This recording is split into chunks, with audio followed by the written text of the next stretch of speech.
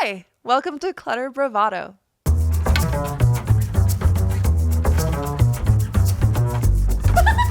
Yes, and it's the energy. It's not just about the stuff.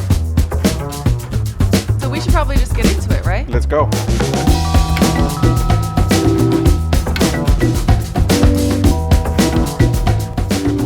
Good morning. How are you? I'm well. Yeah? How was your long weekend? I had a really good weekend. I was in San Francisco this weekend. Well, in Palo Alto more. And yeah, drove up there at night, middle of the night. Got there so late. But I had such a wonderful weekend. Got to spend some time with my boyfriend and his family. And I had never actually explored through the Stanford campus. Have you ever been there? Yeah, I toured it once. It's so beautiful. There's Not that I was going to go there. I wanted to go there at one point. I really did. Yeah. And plans changed. But yeah, the campus is really stunning. Yeah. But I was up there for a wedding, and the wedding was so beautiful. And I like any excuse to put on a pretty long dress and go dance. Yeah. It's always Get a all good dressed up. Yeah. How was your weekend? What did you do? I enjoyed a quiet Los Angeles. It's one of those times where the city kind of empties out, and it was fun. It was fun. I went on a hike, and the weather is, even though it's warming up a little too much this week, but we can't complain. The weather, we've been really lucky. So I enjoyed the weather and went up on a nice hike, and the light was just gorgeous. It was Where in the did morning. you hike this time? I went back to Griffith. I love it up there. Yeah. And but the light has been pretty incredible in LA this summer. So I take the outdoors, very grateful for it. Oh, that's so good. So I used to spend so much time up there. I need to get back into hiking and going back outside and all of that. You know, the one thing that bothers me about hiking in LA, though? Tan lines. It's so warm here. It's so warm here, and the sun is so strong that anytime that I'm hiking, I'll wear a tank top or something, and I'll, be getting my burn on. And then I don't actually get sunburns, but I tan so easily. The sun loves my skin, and my skin loves the sun. So I will instantly get strap tan lines, and I hate it. maybe we should buy 2 umbrellas. An umbrella? And we could go with the umbrella and dressed up Griffith Park with a little picnic Wear basket. sleeves. Aw, that's really like a little parasol. Yeah, Oh, I like that. I like that. No, it's not gonna happen. So so we'll just keep on burning.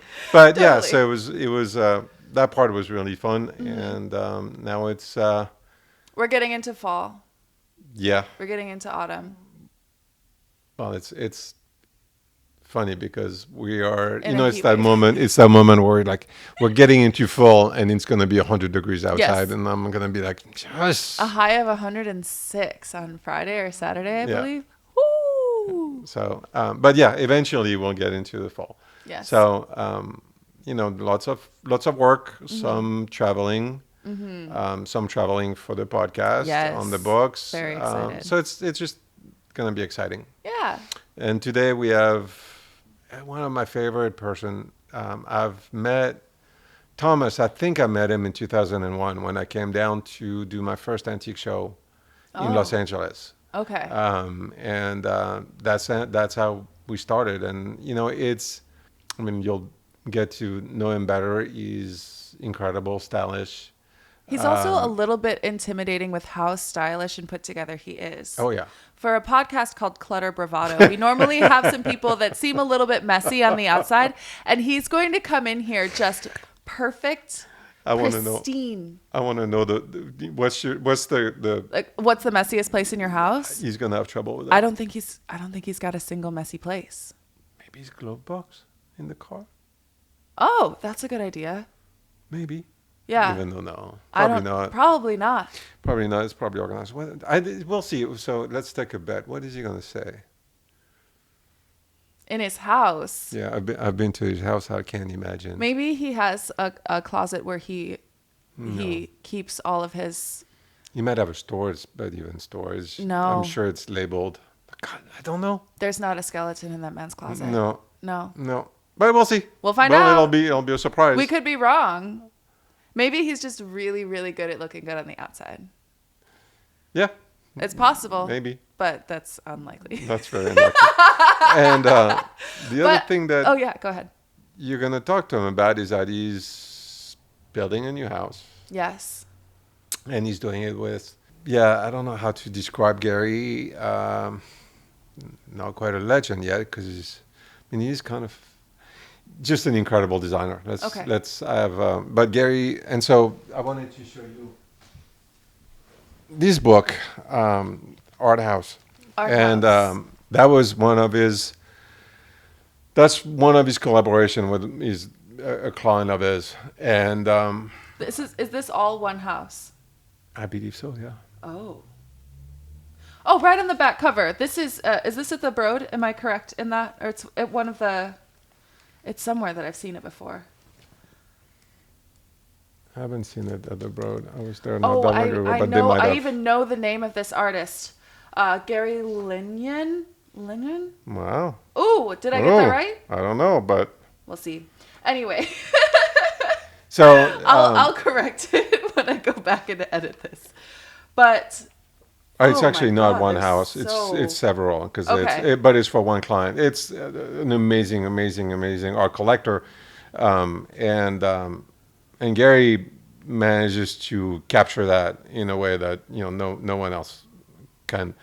And so it's going to be interesting to talk to Thomas about his collaboration with Gary and because obviously we'll talk to Thomas about his art collection and so it's going to be. I can't wait to see it. There are so many things in these images that I recognize. Mm-hmm. Really famous pieces of art, famous artists.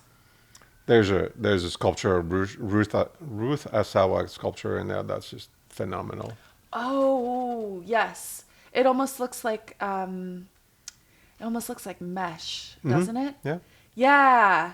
See, I'm starting to learn. I'm starting to put some of this stuff together. It's taking a little bit of time, but slowly but surely.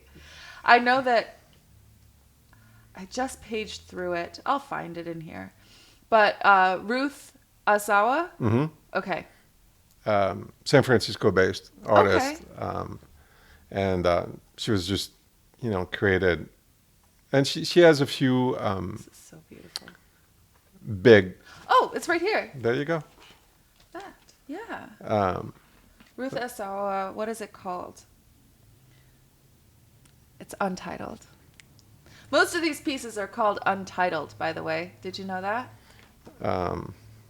It's also the name of my favorite song that I've written, Untitled. Oh. Yeah. Sometimes it's the best work. If I ever write a book, it'll be Untitled too. Oh yeah?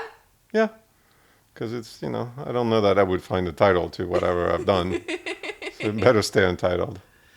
This is incredible. So this designer Gary Hutton is who Thomas has worked with before on his house, correct? Yeah. And so they're building a new one now too. That's so exciting. I'm really excited to dig into this a little bit more and also to chat with Thomas and learn about the new house and I'm going to find the mess. Good luck. This mission, if you accept it. See. I think I'm going to listen because I can't imagine. So it's going to be a cool learning experience there. Well, we should probably get into it then. Let's go. Shouldn't we? Yeah. All right. So let's go get see into Thomas Lavin.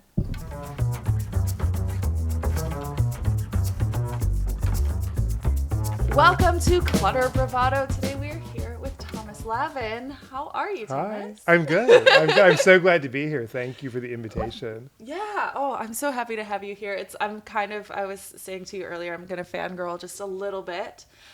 So you have a beautiful showroom at the Pacific Design Center. And when I first got started working for an interior designer, one of my first jobs was to go out and just shoot some reels and get some showrooms. And I went into yours first. So that was my first showroom that I got to sort of tour and check out. And I was so incredibly impressed by your collection.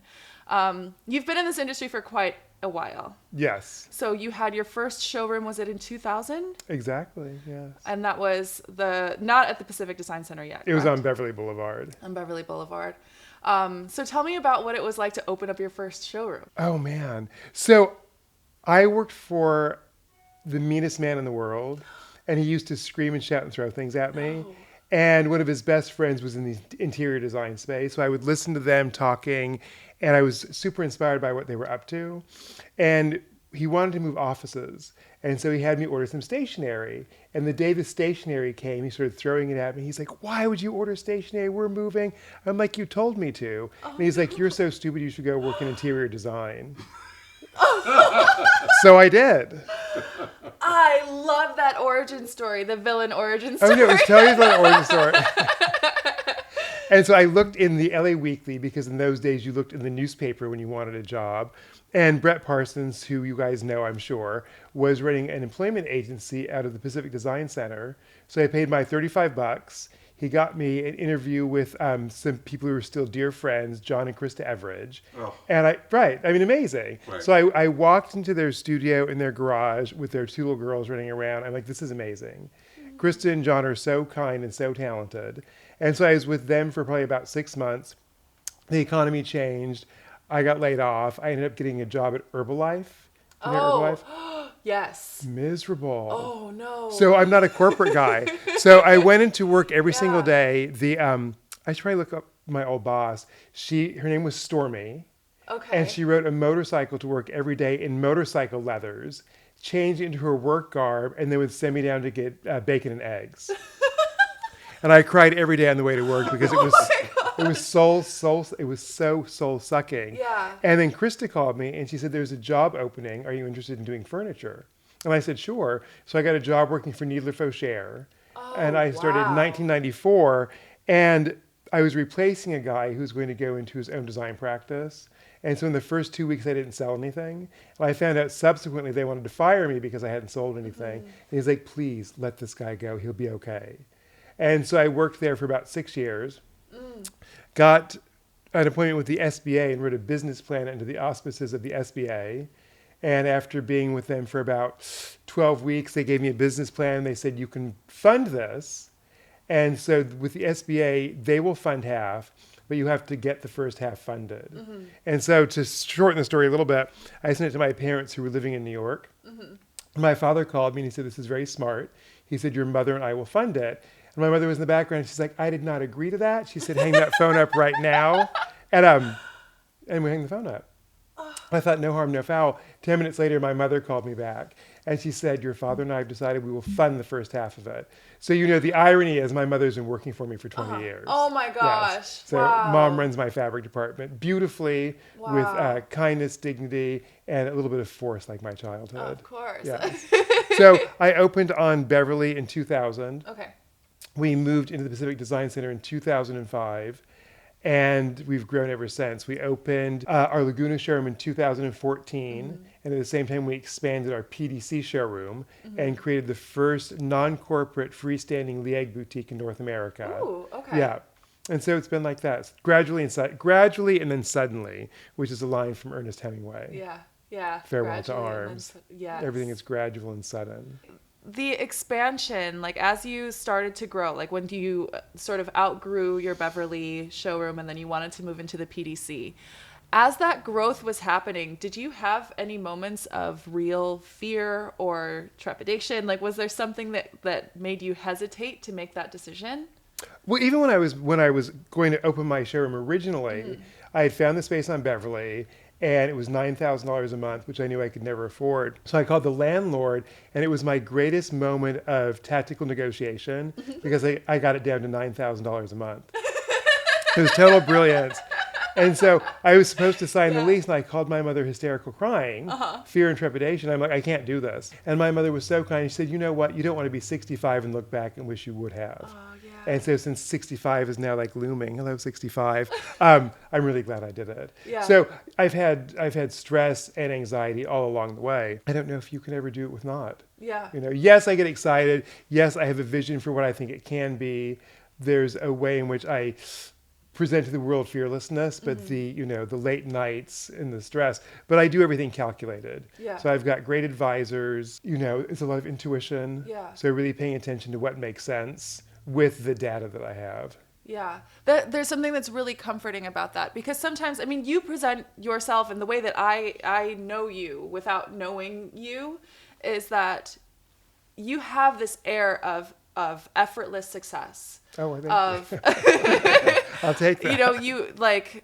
You are well known in the industry. You have a level of elegance to you throughout everything that you do, and there seems to be such grace. And there's something that's really beautiful about knowing that even though on the surface it's sort of like a duck, like on the surface you're gliding, but underneath you're paddling like hell. Totally. Yeah, and to know that that's something that isn't unique to people who are showing it on the outside. That sometimes, yes, even those who have all the grace and the elegance on the surface are also sometimes having those feelings. Oh, for sure. And I think, what do they say? No risk, no reward. Yeah. So I think anyone who's taking a level of risk is going to feel that. I was talking to a supplier recently, and I forget the exact sort of realm of the conversation, but it was a little elevated. Mm-hmm. And we finished the conversation, and he's like, oh, man. He's like, I was so nervous. I said, why were you nervous? He's like, because you're so even. I never know where you are. So it's practice evenness. Oh, yeah. Right. Yeah, and the everything being very calculated. So do you have something that's coming up that you're sort of in that practice or in that process right now of, I'm just trying to find out what's coming up next. Oh, I'm remodeling a house, and it is so intense. Okay. Yes. Okay. So when you first found this house, right, did you have an idea for it going in, or did you see the house and then decide that you wanted to do something? Did you ever see Miracle on 34th Street? No. Okay, have you seen it, Laurent? Okay, so this is homework. Okay, So yes. not the least of which, it's one of America's great movies. It is. It's my grandfather was the art director. No So way. yes. No way. So that's my family tie. But there's a scene towards the end when Natalie Wood is driving with her father, and she was living in an apartment. She really wanted a house, and she's driving. He's like, "Daddy, stop! Daddy, stop!" And he pulls over, and she runs in this house, and he's like, "We're home." And he's like, we can't just walk in this house. And she said, it's my house. It's got all of the things I wanted. So by the time I had found this house, I looked at probably 100 or 200. Oh, wow. And I walked in, and it checked every box. So I was like, okay, checked all the boxes.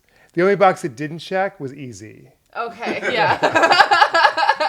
It did not check the easy box. Am I correct in that you're working with Gary Hutton on this? Wow. This is what I call homework, people. This is what I call homework.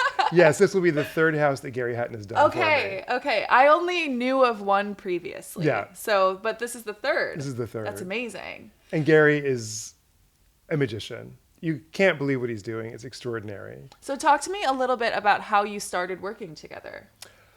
Well, so this goes back to origin stories. So I want to open a showroom. I'm not quite sure how I'm going to do it. And I went to a party at Theory and Company.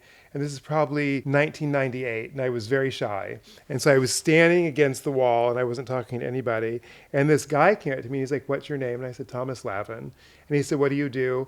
And instead of saying that I worked at a showroom, I said, I'm going to open a showroom. And he said, well, tell me all about it. And so I told him all about it. And he said, well, my name is Gary Hutton, and I like you. You can have my furniture line. Oh, my. So I'm in business so much because of Gary's trust and kindness in the beginning. And he said, and my name will open doors for you. And so I called people, and I said, I'm opening a showroom. Gary is coming on board. Well, if Gary's coming, we're coming. And so I was able to build momentum from just using his name. And when I was doing my first house, which I tried to do myself. How did that go? I'm sure it was charming. Yeah. But, I was talking to Gary one day, and I'm like, I can't really get what I want. And Gary's like, I'll do it for you. And I couldn't believe what he did. It was extraordinary. It was a very small house, and he's such a master in everything he does. And so then, I've carried him forward. And on the current house, not only is Gary doing interiors, but one of my best friends of 40 years is the architect. And so it's been our dream for 40 years to design a house together. Oh, wow. So it's my friend Eric Staten in San Francisco. And he is, when I was visiting the Carlos Scarpa Brion tomb in the Veneto, I kept thinking of Eric because it's so precise. Wow. And he's made this house so precise with, like center lines, everything has an axis, gracious spaces and intimate spaces. So it's really great working with such best friends. Yeah. So when you're working on a house this is where you live. This is your space. This is your sanctuary. What are some things that you look for in creating or in working with Gary to create a real home that feels like home for you? Well, Gary knows me better than I know myself. Okay. And when we did the first house, he picked out a pair of nightstands for the bedroom. And I had this family table that I insisted on using. And he said, okay, fine. So we bought the one nightstand and we're setting up the house. And I brought the family table in and it looked so ugly. Oh, no. And I looked at him like, wow, it's really ugly. And Gary's like, I know. And I said, I wonder if that nightstand is available. He's like, it is. Oh, okay. And so he has carte blanche. Yeah. Yes, he just does it. That's beautiful. Really? Yeah. You're letting him. I mean, I totally get it. Yeah. It's funny because the introduction, I couldn't describe Gary, but I like the magician and the master because I've known Gary, from my days in San Francisco, Yeah. and he's one of the most incredible talent I know. Sophisticated, talented, knowledgeable. Like, it's amazing.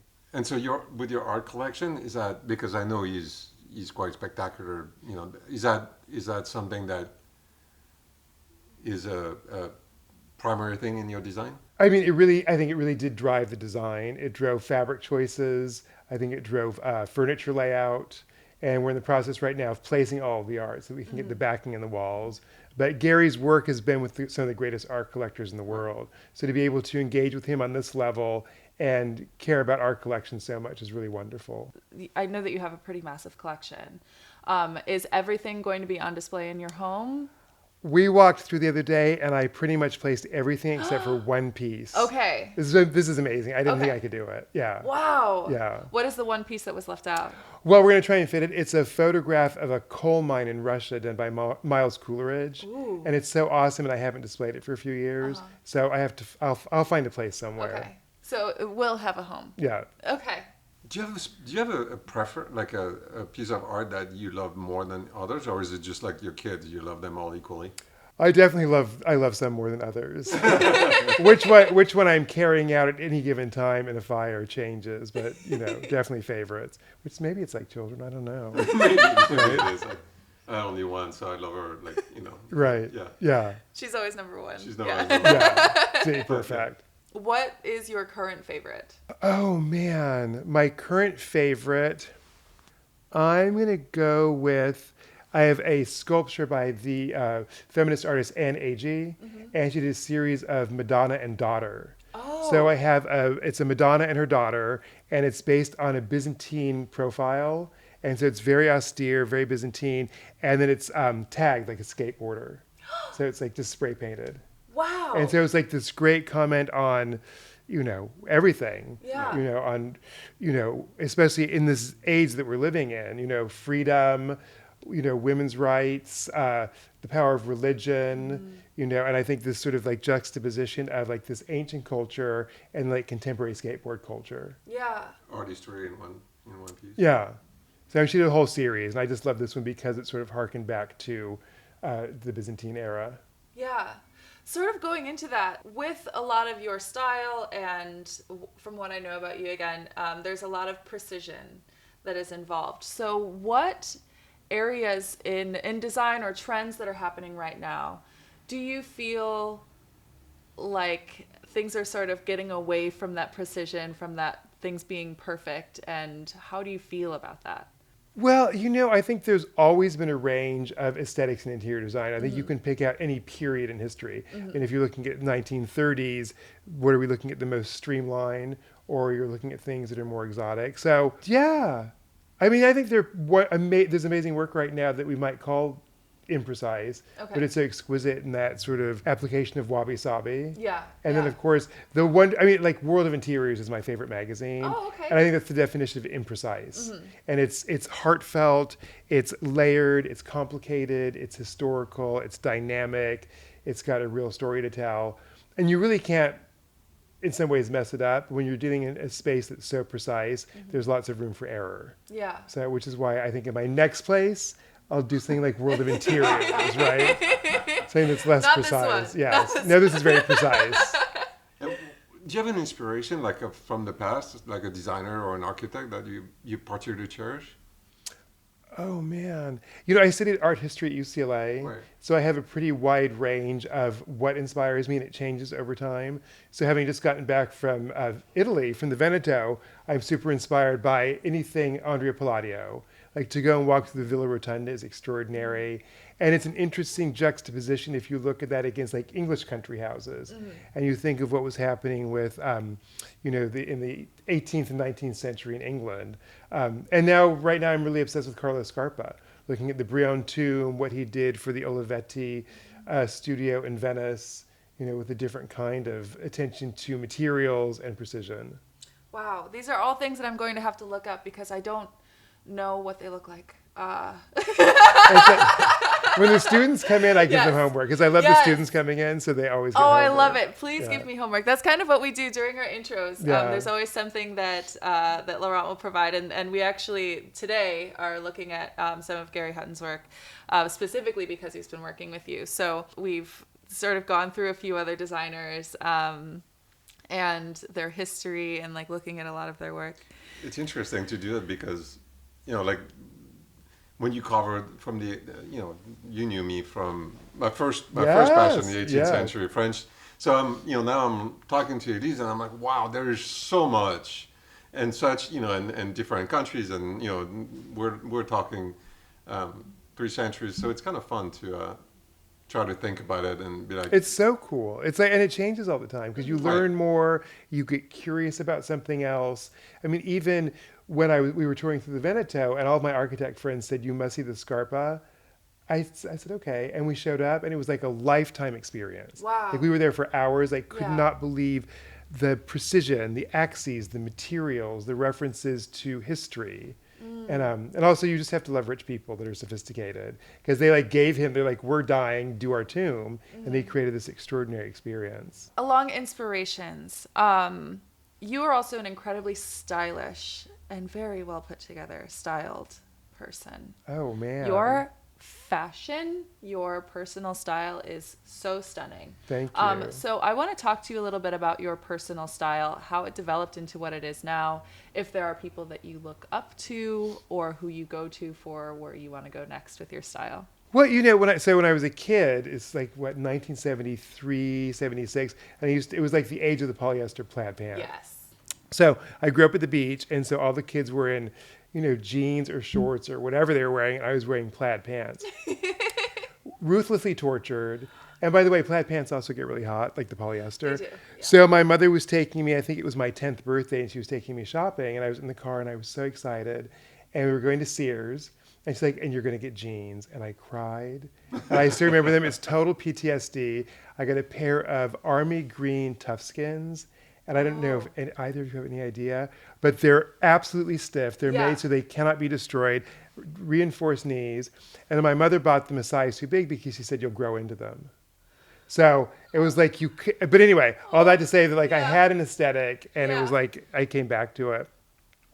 When I was in high school, it was 82, 83, and they changed the dress code rules because of what I wore. I wore a pink Willie wear suit to my prom. After that, it was tuxedos and black suits only. Oh my goodness. I had pants that had too many pleats. So after that, no pleated pants.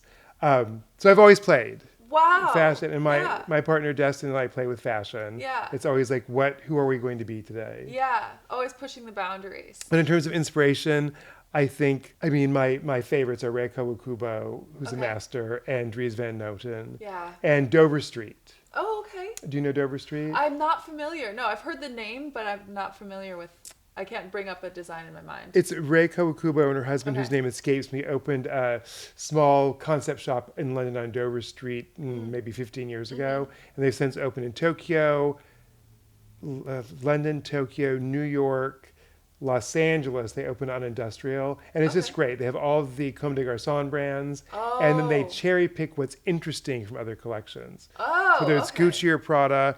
And then they launch new collections. So there's a Russian designer, Kiko Konstantinov, who's doing extraordinary work. Ernest Baker is kind of like riffing a little bit maybe on like 1950s, 60s, 70s American. So you can see really important designers and then new up and coming who they've identified as the future talent. I need to look into that. You gotta go. You gotta go twice a year. Yeah. Wow. I tell designers, come to my showroom at least twice a year. Go to Dover Street twice a year. Okay. Will do. Yeah. Oh, I'm excited to check that out. That's really cool. What's interesting is that you're brilliant at seeing experts and just learning from them, be it, because I'm, being in art or design or fashion. I find that fascinating that you're able to pinpoint, those talents. I think maybe going back to like what we were talking about earlier, recognizing what your own talents are, recognizing where you're not talented, and then seeking out the experts. Because I'm not a designer. I couldn't even claim to be a designer. I think I have taste. I have a point of view. But in terms of the designing, Gary does something that I could never do. Same with fashion. I love curating fashion or art, but I'm not an artist. Yeah. It's like finding these people that do what you love, that allow you to be larger than yourself. But what's amazing is that you do it better than anyone. I mean, it's like I've been to your house and I was always in awe because you're able to take all those talents and all that knowledge and make it your own. But that to me is just, I'm in awe of that. Wow, thank you. I'm so glad. It's really fascinating. You have impeccable taste. It's curiosity, perseverance. And like, it's like hiking, it's like when you're hiking, it's like you're going up and you think, I've almost reached the top. And you get up there and you're like, oh no, I'm not even close. And then you have to go like to the next. Yeah. So I find that with anything, whether it's art collecting, business, fashion changes. There's always more to discover. There's always more to discover. So in terms of art collecting, do you think that you're gonna, where are you going with it? Like, what's your passion and goal? Oh man, I'm on pause right now until the house gets finished. But I think I've really been focused on figurative painting for the past few years. So I think if anything, I would move into more conceptual and certainly sculpture. We've been including more sculpture the past couple of years. Wow. Because I'm out of wall space. Start building off extra editions. Exactly. For every episode, we ask 3 questions of our guests, and I am so curious as to what your answers to these are going to be.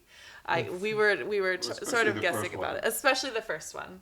So, first question: what is the messiest place in your home? Oh man.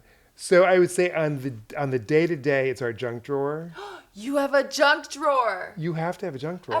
See, I thought everyone has a junk drawer, but we both sort of agreed that we don't think that you have. I have a junk drawer. I thought it would be maybe your glove box. Maybe a glove box. No, glove box is spotless. No, we have a junk drawer. It's literally a drawer in the kitchen, and it holds everything because it's just junk. Yeah. So it's organized. Because there's like a section for keys and for pencils and for Post-its and eyeglass wash. Sure. But it still gets messy. Okay. And I get in trouble. Okay. So the junk drawer is the messiest place. Okay. But if you, it's a junk drawer organized.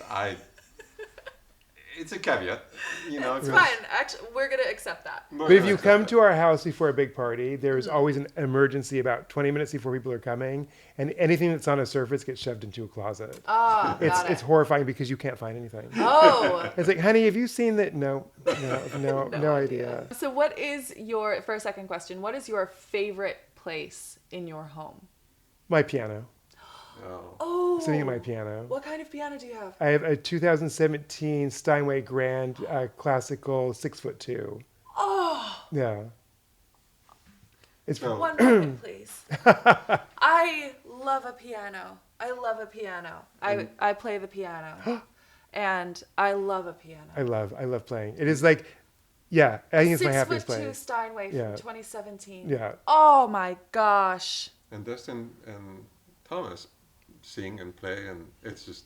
He does his we do our duets. He sings Broadway. Oh. I accompany him. So I'm trying to teach myself now to play chords, so that I can That's all I can play, really, to be honest with you. I taught myself how to play when I was 15. Yeah. And I did it just so I could start writing music. Nice. Yeah, so I've been writing music since I was 15 years old. But I just, I'm one of those people. I just have stuff to get out, so I just find a way.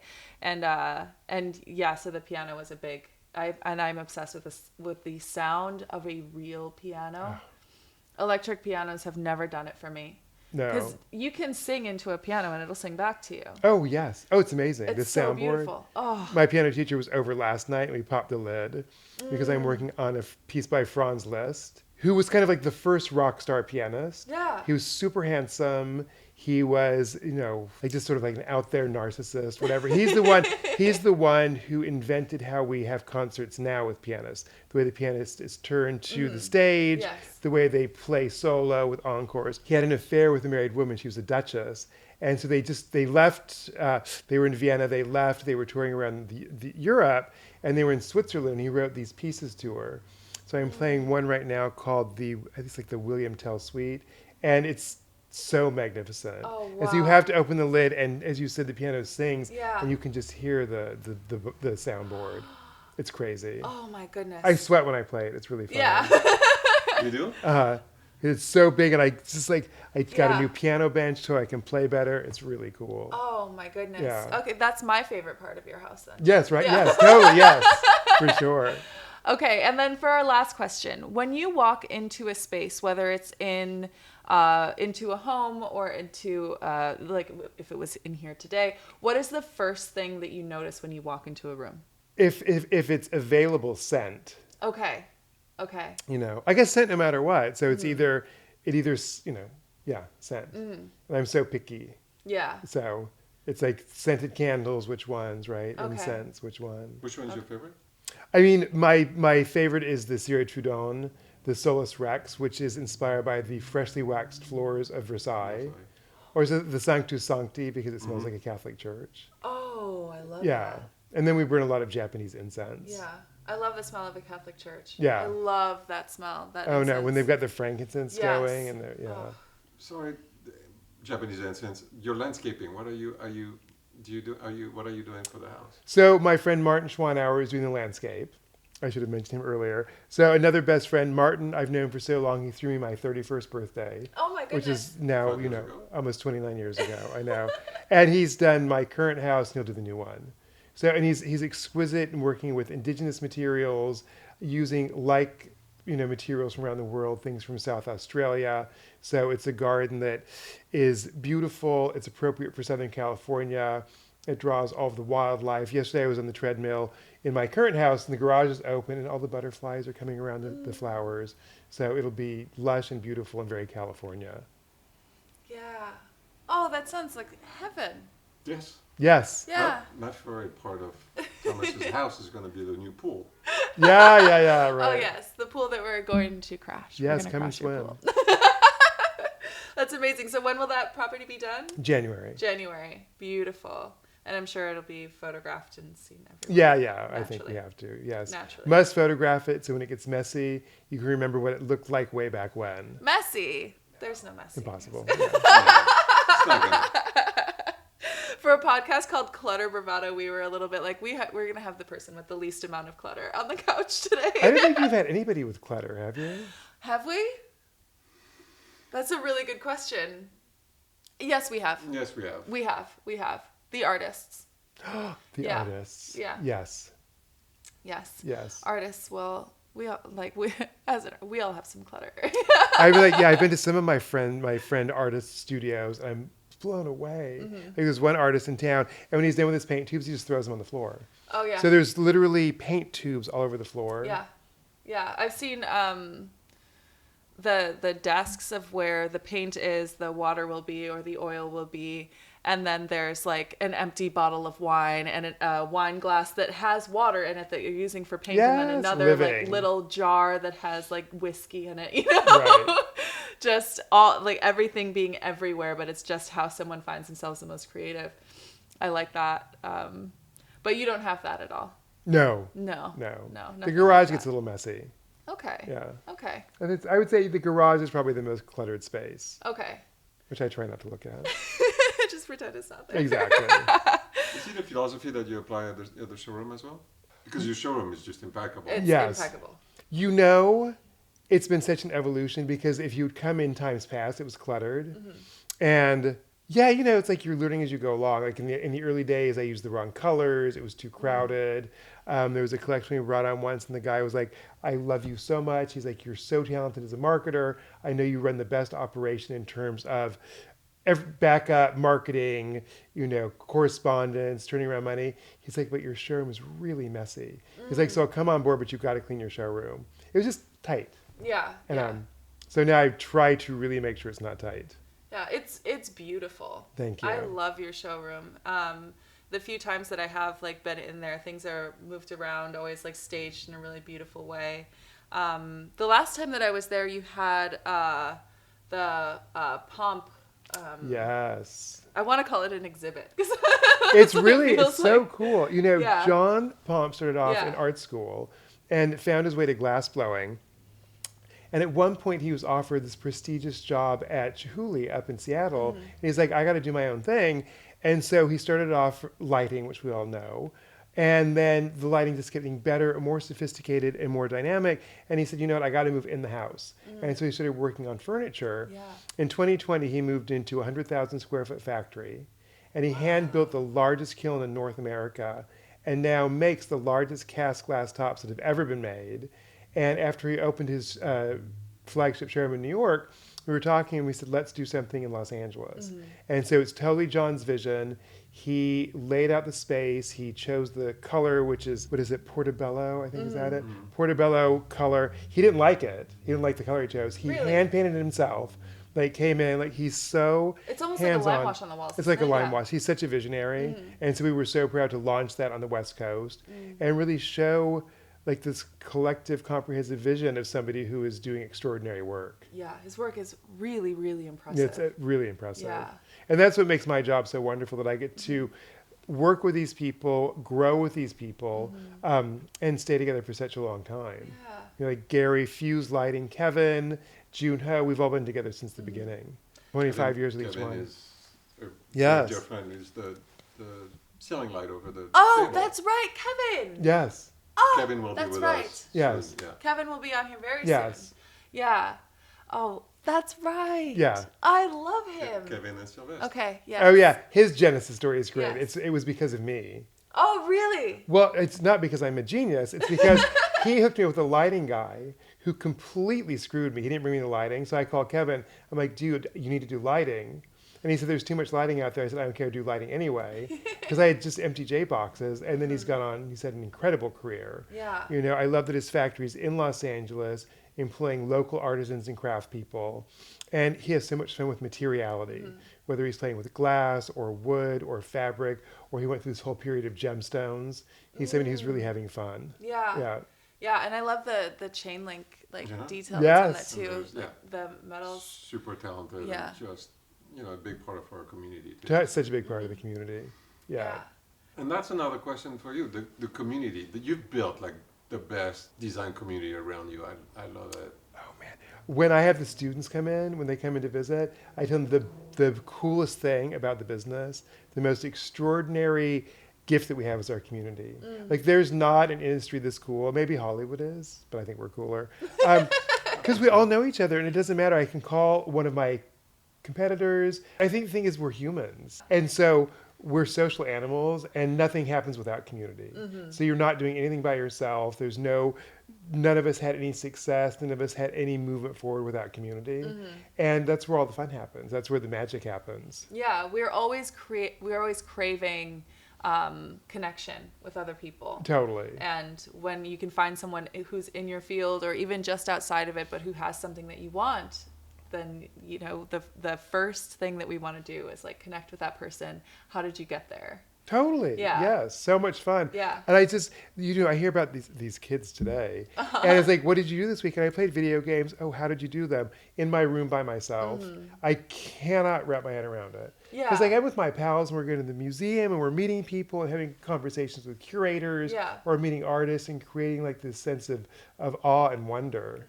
Yeah, there's also, I mean, a lot of people, like young people, I don't know if I'm... You qualify. I'll qualify. But there's a lot of community that can be gained online when you're talking to people. When I first moved to Los Angeles, I had my cousin who lived here and I had one friend that I knew had moved out here from Wisconsin. But I had an entire community of women that I met online. We were in a Facebook group together. And when I first got here, I put my bags down. I landed, put my bags at the apartment where I was going to be staying. And I went over to the Roosevelt to a pool party, and I met all of these women that I had been talking to online for so long. But that community made me feel immediately at home. I got my job through that group, my first job through that group. My first friend group that I had, I went through a breakup 2 weeks later. Oh, wow. And I was held by these women. And again, we didn't know each other in person for longer than a couple of hours, but we knew each other so well online. And I feel like there is some benefit to that there is community that can be created that way. In the same way that you can find something online that you think is really beautiful or that you admire, that you want, but you can't really connect with it until you are able to be in the same room as it. Right. I don't know how this couch feels until I feel it. I don't know what it's like to be in the same room or get to know someone until they're sitting next to me, So there's something that's really, really necessary about having that tactical in-person experience with a space, with an item, or with a person. And it's just fun. It's rewarding. I mean, I find it incredibly rewarding to be with people, to share a win, to share a loss, create something. Share a loss. So go through the hard times with other people in your industry that won't be judging you in that way either, that have also been through their losses too. Totally, absolutely. Yeah. No, and I think that, for us, we met, I think, when you just opened up in 2001. I think so. Wow. And, there was the get together that, we saw each other every year, and we grew by knowing each other. And so I agree that the internet is helpful, but it cannot be all of it. It's got to be this middle ground where you actually also go meet people, you talk to them, because that's by talking that you can show something that someone would have never thought about because of your knowledge. When they are like, oh, I'm looking for these, or, it's just by communicating face to face that I feel like we have to nurture that. Yeah. Well, and this notion of collaborating, we had a design firm come in, someday they were shopping and the whole group came in and they were kind of looking around. And I said, is there anything you need? And they lifted up a Christopher Farr cloth fabric, which is one of our print lines. And they said, we need a ground for this. We've been ordering grounds off the internet for a year and we can't match it. I'm like, well, if you just call us or come in, we can actually just get that for you. Oh, yeah. And it was this moment of wow, it's when you actually get people to help you solve the problems, it's so much faster. Yeah. And you and I, we want to nurture that aspect. It's fine. We have, the line is online, it's you want a tear sheet, we can email you, all that stuff, but nurturing also the contact, both physical and intellectual, is I think key. Well, our great success, and it's probably true for you, is when designers they're working on a project and they need to specify, and they bring the blueprints, and you could just create together. It's like a charrette, and you're like, what chair is going here, and what coffee table is going with that, and what are you bringing in for vintage so that you can give it some soul. So I think that's just the fun. So I just worry it's when the kids are just looking, it's oh look, I found this chair in Japan. Well, what is that doing? Oh yeah. Yeah. Right. I was talking to a designer, and she was describing a chandelier that she needed, and I called Kevin and I said, Kevin, can we do something? Kevin is always happy and to be creative. So but that will come, only comes via talking to someone and being creative and being what we did. It's it came in because we talked, because we were creative together. If we had done it via email or Slack, never would have happened. And I think it's plus I think it is fun. It's the social part. And you get the endorphins going. You get the aha moments, right? The things that make us human. Yeah, speaking of networking, I do want to bring up something I did read. I always do a lot of research, right? I think. I'm impressed. And something that I saw that you spoke about was how when you grew up, your family would have these extravagant cocktail parties all the time, and there were always people at your house. You'd be on coaster duty from the very beginning. So I'm really curious to know more about how the social part of what you do and your lifestyle, how that plays into what you do for a living. Well, I think I love being around people. Yeah. And, like Laurent, I love to cook. I love having people over. I mean, there are weeks where my partner and I will go to the grocery store and we'll have 2 carts because we're feeding the village. Oh, wow. I think one week we fed like 32 people. I love that. So, but then, of course, I'm exhausted. Yeah. So, yeah, it's just super fun. And because I was on Coaster Patrol when I was a kid, and for anybody who doesn't know, Coaster Patrol was invented by my mother because she had a house full of antiques. And so I literally had a stack of coasters and I had to put them under everything. So now it's totally second nature. So whoosh, everywhere. Oh, yeah. And excuse me, sir, can you please take your drink off of my mother's piano? So. I love that. No drinks on the Steinway. No, nothing. Even now, people put drinks on my piano. I'm like, what are you thinking? Who raised you? Right? Come on. No drinks on the piano. Obviously not someone who had a coaster duty No. shift. Oh yeah, and coaster duty was so much fun. Yeah. Because they had cocktails and people were smoking. So like the music was playing, you could hear the clink clink of the glasses, and I'm this tall below everyone, just like coasters listening. Yeah, my parents used to have parties at our house too, and I loved it. I still I got used to that atmosphere. I like having people bustling around. It's really fun. And setting up the house to prepare for company. Setting it up, and then it's like, and then the denouement, and it's like sometimes if we're entertaining, maybe I'm tired, and my partner will continue entertaining. Yeah. And going to bed and listening to the sounds of the party. When I was a little kid, that was one of my favorite. It was the best, right? Yeah. Yes. With the nightlight. Speaking of cooking and entertaining, we're about to have lunch. Yay! And lunch. It smells like it's about to be ready. It smells so good. Yes, we did like a little French bistro lunch. Fab. One of my favorite. Yum. I'm in. Yeah, so we should get to it. Fabulous. But it has been so wonderful to sit down and chat with you. Fun. You're a delight. Thank you so much. And then is the only thing that you had coming up, that was your house that we should be looking out for. Yes, please. Yes. But otherwise, thank you so much for being here. Thanks, guys. Yeah, let's have lunch. Let's have lunch. Thanks.